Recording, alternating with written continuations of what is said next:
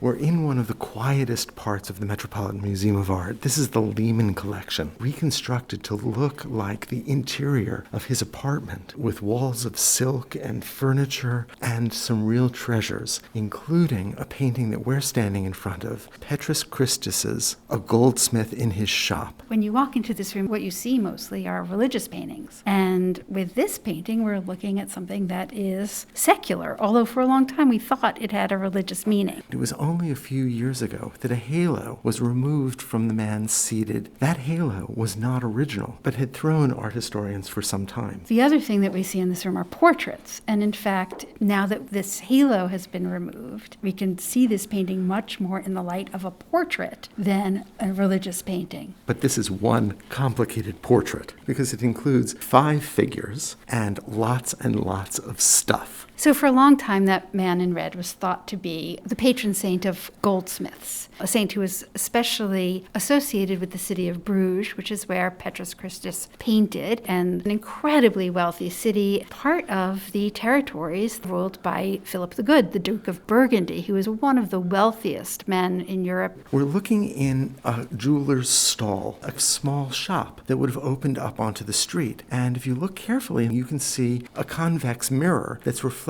the street beyond us. That is literally what is behind us as we look at this painting. It extends the space of the painting so that we join these 2 figures who are looking into the goldsmith's stall. But there are already 2 customers in that stall. And one of them, the female figure, seems to be gesturing toward the goldsmith, who holds in his hand a balance in which we see a ring. And in his right hand, he's holding some weights as if to balance, to weigh the amount of gold in the ring. And that balance is so delicately held and painted. There's a long history of representing a balance, of weighing in the history of art. But generally, it's St. Michael at the end of time weighing the goodness or evil of souls to decide who goes to heaven and who goes to hell. Standing next to the scales is a container for the weights and money, gold and silver. Behind the goldsmith, we see not only wares that he's fashioned that are available perhaps for sale or to demonstrate the kinds of things he can make, but we also see the raw goods of his trade. I can make out coral, pearls, both seed pearls and larger pearls, what looks like amber. There are fossilized shark teeth, there's clear crystal, and there's porphyry, all of these exquisite and expensive materials. And the wealth here is signified in addition by the textiles worn by the couple. Especially the woman. She wears this sumptuous outfit that is richly appointed. There's so much gold in it. Clearly this is not a common woman. If we look at the 2 figures in the back, their faces seem much more generalized than the figure in the foreground. And when conservators have examined the painting, they've noted that there is a lot more attention paid to the underdrawing of the seated goldsmith than of the couple in the back. So it's likely that the figure in the front is a portrait.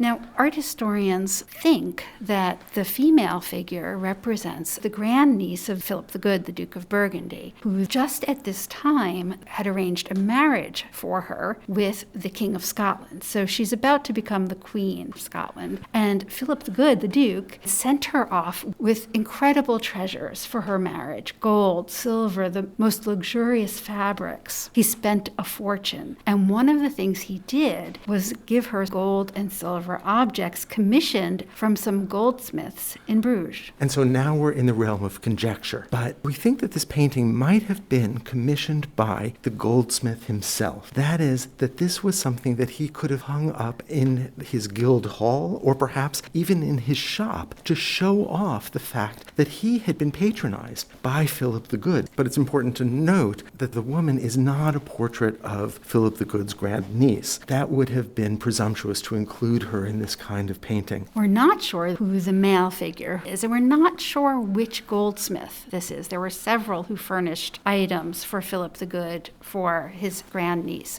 The idea is I'm a talented and sought-after goldsmith, and I have royal patrons. There's possibly another reading here that art historians like to offer, and that is one much more in line with the traditions of the Northern Renaissance, where we tend to see objects from everyday life, but also have a religious interpretation, much like the scales we talked about. In the mirror outside, we can see two young men well-dressed with a falcon, which is sometimes read as a symbol of pride and greed. And so there's this contrast that's being constructed between the outside world, the world where things are less perfect, whereas inside you have this notion of harmony and balance. The other object on the counter in front of us is a belt, and some art historians read that as also associated with matrimony, with the wedding. But look at what Petrus Christus can do. He has spent so much effort creating an incredible illusion of reality. The way that sash hangs over this tabletop where we can see the grain of the wood, the way that light glistens on the metal surfaces here, like that gold around the convex mirror, these precise shadows that are cast. Everything is painted with such detail that you get the sense that it was important to the artist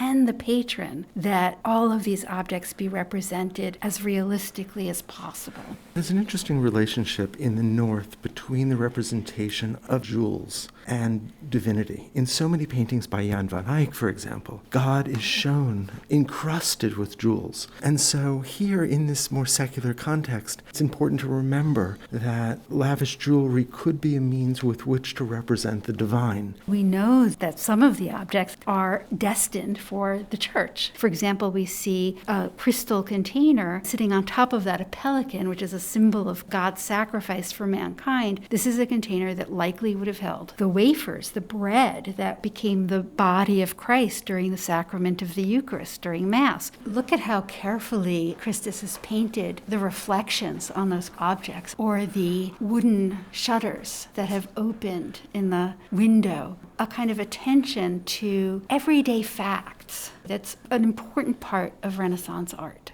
And all of the specificity, all of this extraordinarily rich color and texture is a result of the innovation of oil paint, which Flemish artists had mastered in the 15th century, and which we see here brilliantly worked. This is oil paint that allows for the distinction of the stitches of gold in the woman's dress, as opposed to the clarity of the mirror or the cracks that we can see in the mirror. It allows for the softness of the velvets versus the slippery, hard quality of the coral. It is literally oil that makes this painting possible.